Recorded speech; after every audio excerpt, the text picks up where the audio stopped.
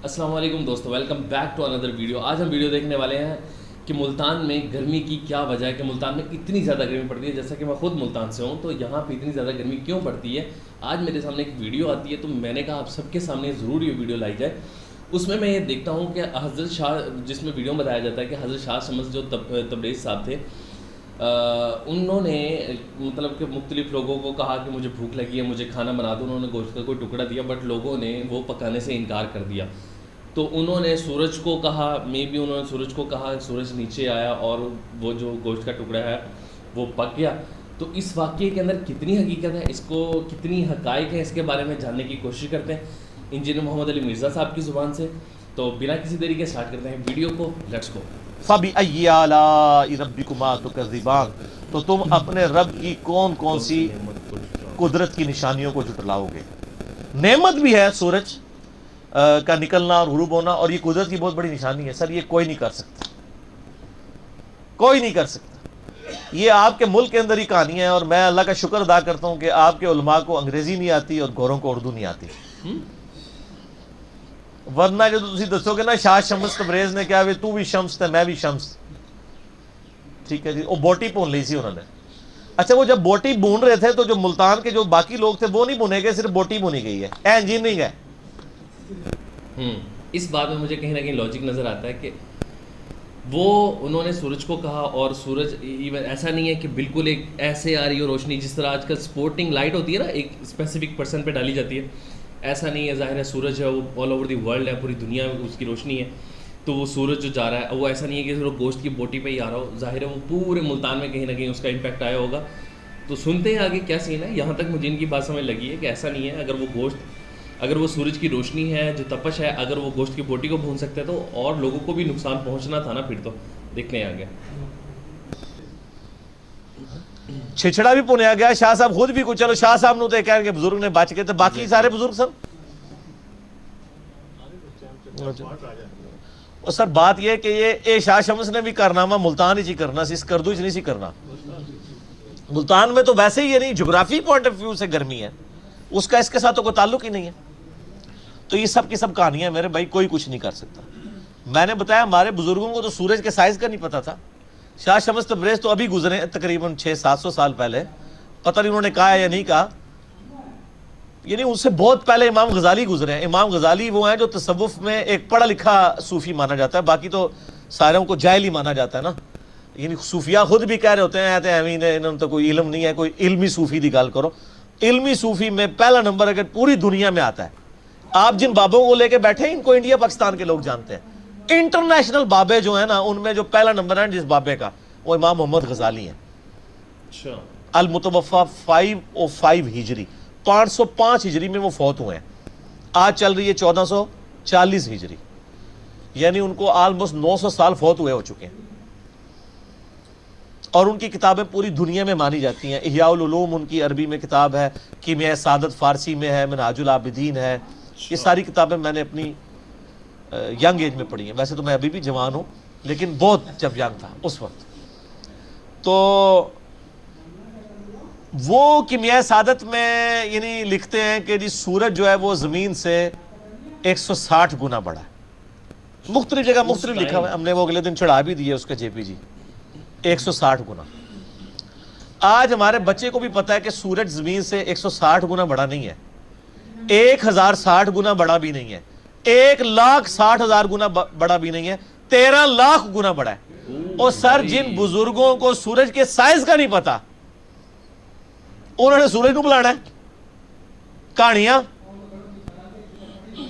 ہاں، نبیوں کا معاملہ الگ ہے، نبیوں کو اللہ نے منوانا ہوتا ہے، بابوں کو اللہ نے منوانا نہیں ہوتا۔ نبیوں کو ایسے معجزات دیے جاتے ہیں تاکہ مخلوق ان کی طرف مائل ہو، وہ ایک معاملہ بالکل الگ ہے۔ جیسا کہ اب آپ دیکھیں بخاری اور مسلم دونوں کے اندر حدیث موجود ہے کہ نبی صلی اللہ علیہ وآلہ وسلم، ادھر سے راستہ دے دیں ان کو، ادھر سے، فرماتے ہیں کہ یوشع ابن نون جب یعنی فتح کر رہے تھے بیت المقدس، تو جمعرات، جمعے کا دن آ گیا، اگلا دن تھا ہفتے کا دن۔ ہفتے والے دن یہودیوں کے ہاں، یعنی مسلمان تھے ظاہر اس وقت، جب تک ہمارے نبی علیہ السلام کا انہوں نے انکار نہیں کیا تو وہ اس وقت تک کافر نہیں تھے۔ تو جہاد کرنا قتال کرنا منع تھا چونکہ وہ ان کا امن کا دن تھا. اب فتح بالکل قریب تھی, جمعے کا سورج غروب ہو رہا تھا. بخاری مسلم دونوں میں آتا ہے یوشوا ابن نون نے دعا کی, اے اللہ ہمارے لیے سورج کو روک دے. انہوں نے بھی روکیا نہیں, آپ سر دعا کی تاکہ ہم کافروں پر فتح پا لیں. ادروائز ہفتے والے دن چھٹی کا دن تھا, جنگ روکنی پڑنی تھی, ایک دن میں کافروں کو پھر اسٹرینتھن ہونے کا موقع مل جاتا. تو اللہ تعالیٰ نے ان کی دعا قبول کی اور سورج کو روک دیا, حتیٰ کہ مسلمانوں کو فتح ہوئی, پھر سورج غروب ہوا. تو سر یہ سورج چاند سب اللہ کے قبضے میں, کوئی کچھ نہیں کر سکتا. کوئی سمجھتا ہے کہ کچھ کر سکتا ہے, اور یہ تو کہتے ہیں کہ جی دنیا بزرگوں سے خالی نہیں ہے, اون بھی بزرگ موجود نے. سر لے آؤ نا کتنے نے, اون تو ضرورت ہے انہوں دی, لے کے آؤ. یعنی وہ جی 1965 کی جنگ میں بزرگوں نے جناب بم پکڑے ہیں, ان بزرگوں نے پکڑے ہیں جن کے مزاروں کے اوپر لوگ بم مار کے چلے گئے, وہ پکڑے نہیں گئے. ہم تو کنڈیم کرتے ہیں اس چیز کو, لیکن اس سے یہ بھی تو ہے اب تو آپ لوگوں کی آنکھیں کھل جانی چاہیے. کوئی کچھ نہیں کر سکتا. سب سے بڑے بزرگ, سب سے زیادہ بزرگ عراق کے اندر ہے, اور عراق کا جنازہ نکل گیا, کچھ نہیں ہوا. ہاں بعض اوقات شیاطین جو ہیں وہ انسانوں اور جنوں میں سے انسانوں کو وسوسے دلاتے ہیں کہ جی وہ تو یزید نے بھی کعبے پہ چڑھائی کی تھی تو اللہ نے کعبہ کیوں نہیں بچایا. اس لیے کہ اللہ نے کہیں یہ کہا ہی نہیں ہے کہ میں نے کعبہ بچانا ہے. اللہ نے تو آپ کو بقدر ایفرٹ چھوڑا ہوا ہے دنیا کے اندر. وہ تو نبی الاسلام کے بھی دانت مبارک شہید ہوئے ہیں. اللہ کا دعویٰ کہیں نہیں ہے.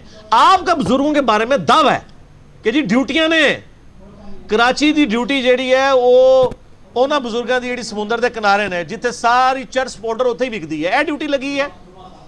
لاہور دے جس بزرگ دی ڈیوٹی لگی ہے سارے زنا دے اڈے سارے چرسی پاؤڈر اتھے کٹھے ہوندے نے, تو اے ڈیوٹیاں لگی ہیں. اچھا اس بات میں کتنی صداقت ہے؟ آپ جہاں سے ویڈیو دیکھ رہے ہیں مجھے ضرور بتائیے گا, جس کو اس کے بارے میں نہ ہو مجھے کمنٹ کر کے ضرور بتائیں کہ اس بات میں کتنی صداقت ہے, کیونکہ میں نہیں چاہتا, شروع سے میں کبھی نہیں گیا. تو کیا ایسا ہوتا ہے کہ مزاروں پہ یہ چرس پاؤڈر یہ ایسا ویسا کچھ بکتا ہے؟ اگر ہے تو کمنٹ میں ضرور بتائیے گا پلیز. پھر کوئی کچھ نہیں میرے بھائی. آج کے اس ماڈرن دور میں بھی جب لوگ دین سے برگشتے ہیں, ہمارے محلے کے اندر آ کے اگر چرسی پاؤڈری کو کرائے کا مکان خرید لینا یا کوئی بدکاری کرنے والے لوگ, تو پورا محلہ پروٹیسٹ کر کے وہ کہتا ہے جی انہوں کڈو اتوں باقی انہوں خراب کرن گے. تو تواڈے بزرگاں دے مزاراں تے سارے پٹھے کام ہو رہے ہیں, تواڈے بزرگ انہوں کیوں نہیں اٹھا سک رہے؟ وہ تے نگاہ مار کے تے کر دیندے نے, بم پھاڑ لیندے نے. سب جھوٹ ہے میرے بھائی. اتنی ساری چیزیں ہونے کے بعد بھی اب تو آنکھیں کھل جانی چاہیے. کوئی کچھ نہیں کر سکتا کسی کے لیے, یہ ہر چیز اللہ کے قبضے میں ہے. بے شک, اس میں کوئی شک نہیں ہے. آپ کو اس سب باتوں میں کتنی صداقت لگتی ہے؟ آپ اس کے بارے میں کیا رائے رکھتے ہیں؟ کوئی شخص, کوئی میرا بھائی میری بہن جو اس کے بارے میں اس سے زیادہ نالج رکھتا ہو تو مجھے کائنڈلی ضرور بتائیے گا, کیونکہ مجھے بہت شوق ہے نالج لینے کا. میں چاہتا ہوں اگر ایسا کچھ ہے جیسا انہوں نے کہا ہے, اگر آپ کو لگتا ہے کہ کہیں نہ کہیں ایسا نہیں ہے, مطلب کہ بابا جی کے کہنے سے ہی یہ سب کچھ ہوا, گوشت ہوا, جو بھی تھا, یہ سارے معاملات جو بھی ہوئے, تو کائنڈلی مجھے ضرور بتائیے گا. اور ملتے ہیں نیکسٹ ویڈیو میں. تب تک اپنا خیال رکھیے گا, کیونکہ مجھے لگتا ہے کہ اسلامک پوائنٹ آف ٹاپکس پہ بڑا فلٹر کر کے بولنا چاہیے, بندے کو بہت محتاط رہنا چاہیے. میں خود اس بارے میں کہتا ہوں. تو ملتے ہیں نیکسٹ ویڈیو میں, تب تک اپنا خیال رکھیے گا. اللہ حافظ.